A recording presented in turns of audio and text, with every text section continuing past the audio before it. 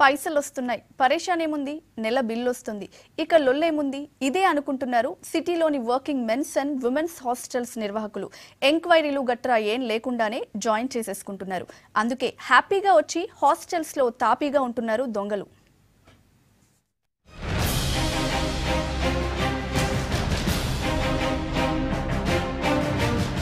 Bag వేసుకొని వస్తే సరిపోతుంది, ఇంకేం అవసరం లేదు. డబ్బు ఒకటుంటే చాలు, సిటీలో షెల్టర్ రెడీ. నువ్వేం చేసినా అడిగేటోళ్ళుండరు. దొంగోడు, పర్సులు కొట్టేవాడు, సుపారీలు తీసుకొని మర్డర్ చేసేటోళ్ళు ఎవ్వరైనా ఏం లేదు. ఇక్కడ వర్కింగ్ మెన్స్ హాస్టల్లో జాయిన్ అయిపోవచ్చు. దొంగకి అడ్రస్ అవసరం లేదు, ఆధార్ కార్డుతో పని లేదు. ఆటోమేటిక్ గా షెల్టర్ దొరికిపోతుంది.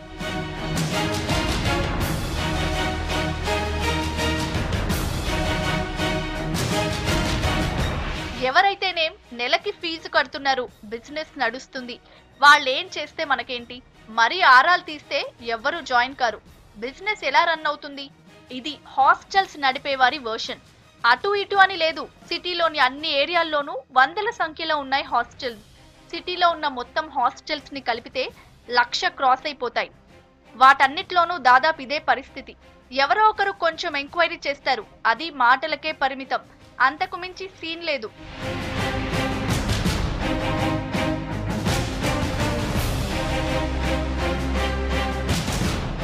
క్లాస్ ఏరియా అని లేదు, మాస్ ఏరియా అని లేదు.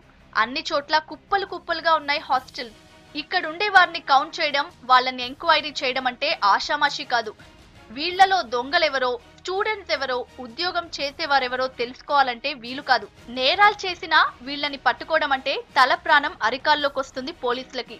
అధికారులు ఆర్డర్లు చేసినా పోలీసులు పట్టించుకోరు. పోలీసులు ఆర్డర్ చేసినా హాస్టల్స్ పట్టించుకోవు. అందుకే ఎవరు పడితే వాళ్ళు జాయిన్ అయిపోతున్నారు. జస్ట్ మంత్లీ ఫీజు కట్టి జాయిన్ అవుతున్నారు.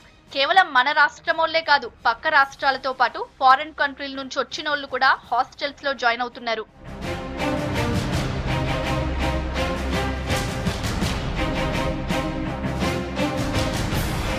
మొన్న మధ్య ఏటీఎంలో హడావిడి చేసిన శివ హాస్టల్లోనే దొరికాడు.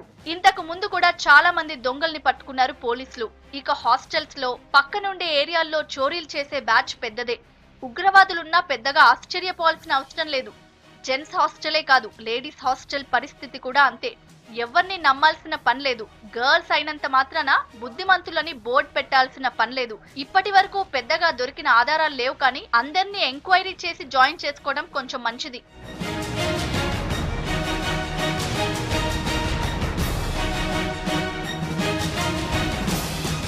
ఇక గర్ల్స్ హాస్టల్ దగ్గర సెక్యూరిటీ కూడా అంతే, లైట్ తీసుకుంటున్నారు. ఇటు నిర్వాహకులతో పాటు అటు పోలీసుల వర్షన్ కూడా అంతే కనిపిస్తుంది. ఈవినింగ్ అయితే ఈవ్ టీజర్లు పెరిగిపోతున్నారు. మొన్ననే అమీర్పేట్లో ఓ అమ్మాయిపై హాస్టల్లోనే కత్తితో దాడి చేశాడు ఓ సైకో. సెక్యూరిటీ విషయం గాల్లో ఉందంటానికి ఇంతకంటే పెద్ద ఎగ్జాంపుల్ చెప్పాల్సిన పని లేదు. నెల నెలా ఫీజులు తీసుకొని బీరువాల్లో పెట్టుకునే నిర్వాహకులు రెస్పాన్సిబిలిటీస్ ని మాత్రం అలా వదిలేస్తున్నారు.